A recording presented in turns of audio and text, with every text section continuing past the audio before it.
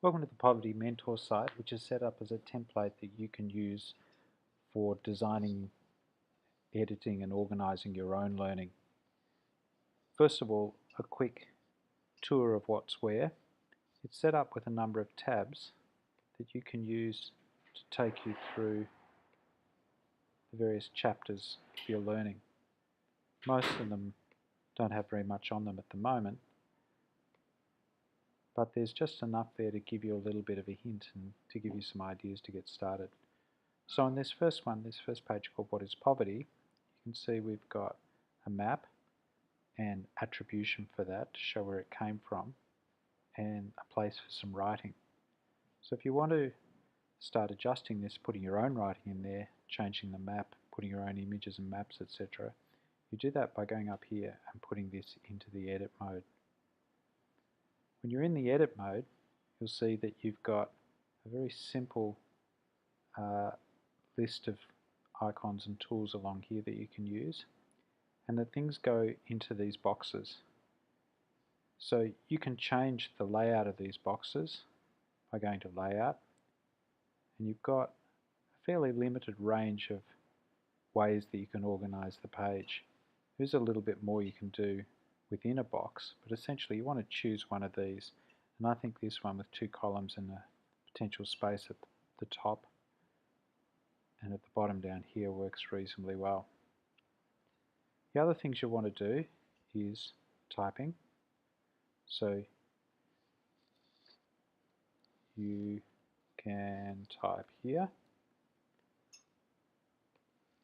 or here or anywhere else, and you've got again a fairly limited but a range of different things you can do to change the size of your font, etc.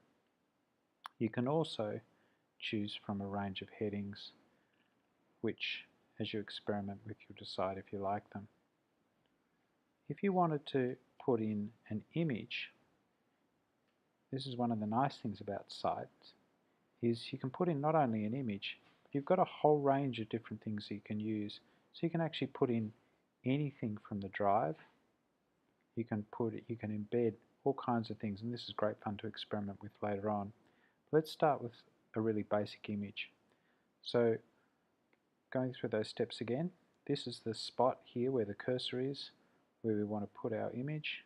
We go up, click Insert, Image, and then we could choose an image that's already been loaded in the past, but there's a much better way to do it, which is to put the image in from a URL. So we can, if we've got an image that we found somewhere else, I've just opened a new tab, I'm going to search poverty and images, and we want to use the tools to say that it's labeled for reuse, and so we can choose the particular image that we're after.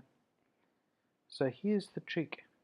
When we get to the image, I've right-clicked on the image, and I want to scroll down here till it says Copy Image Address. So I'm not actually copying the image, I'm copying its address. Now I'm going to go back to the site, and I'm going to paste the address into the URL here, and up comes the image linked by its address. When I go OK, it's going to put, what it's actually doing is, rather than uploading the image into UWC's drive, it's just saying whenever this page is loaded, it wants to go and find that image and load that as well. Now it loads it at the original size, and it's huge. So what we've got to do is we've got to say we want it to be, we've got a range of options. We could make it small or medium or large, or this is the most useful one usually, which is 100%, which means it'll just fill whatever box it's in. So it's just as wide as the box. So usually what we want is 100%. Then we can decide whether, well, if we wanted it small, we could have it on the left, in the middle, on the right. We'll keep it on the left and we'll make it 100%. Whoops, that's original, we want 100%.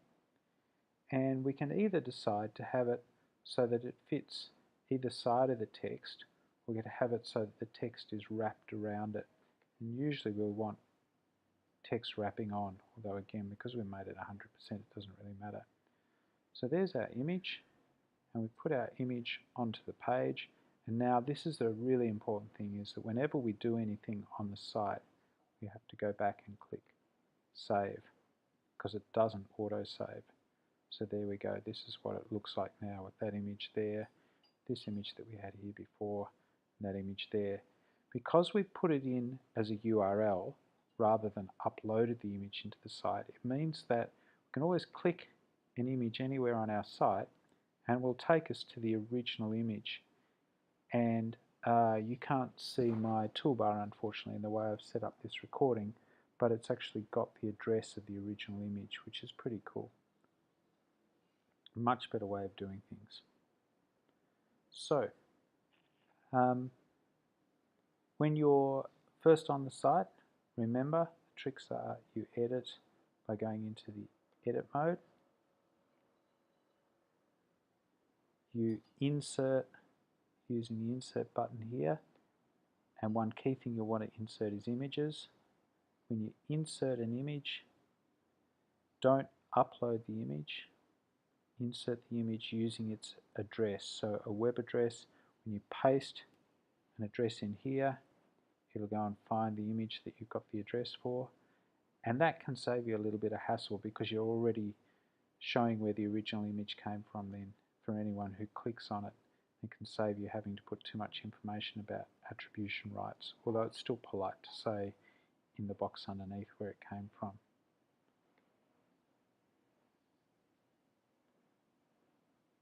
And at the end of all the work you're doing, always click Save.